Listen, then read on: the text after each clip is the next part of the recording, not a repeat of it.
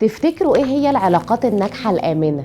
دكتور ماهر عبد الحميد في كتاب أزمة تعلق قال لنا إن العلاقات الناجحة الآمنة لازم يبقى فيها 5 حاجات. أول حاجة لازم يبقى فيها ثقة بين الطرفين، يعني كل واحد هيلاقي التاني معاه لو احتاجله، واثق في وجوده، مش خايف طول الوقت لا يخلع. تاني حاجة لازم نتواصل كويس، يعني نسمع بعض، مش واحد بيتكلم والتاني طول الوقت بيسمع. تالت حاجة لما بيحصل خلاف بتحاولوا توصلوا لحل وسط يرضيكوا انتوا الاتنين، مش تقعدوا تهاجموا بعض وكل واحد يرمي المشكلة على التاني وفي الآخر تقوموا وانتوا أصلا ولا حليتوا المشكلة ولا حاجة. رابع حاجة اللي يغلط يعتذر وما يكبرش، ده مش بيقلل من اللي غلط، بالعكس ده بيكبره. والتاني برضو لازم يغفر ويسامح، انتوا مش داخلين حرب يا حبايب، لازم يبقى في حب وتفاهم، والتسامح بيولد الحب. خامس واخر حاجة اعملوا كل حاجة بتحبوها مع بعض، اخرجوا وقولوا كلام حلو، خليكوا مع بعض في حاجات مشتركة، بس برضو لازم تحافظوا على المساحة الشخصية. لازم كل واحد يبقى ليه وقته الخاص، لشغله، لحياته، لهواياته،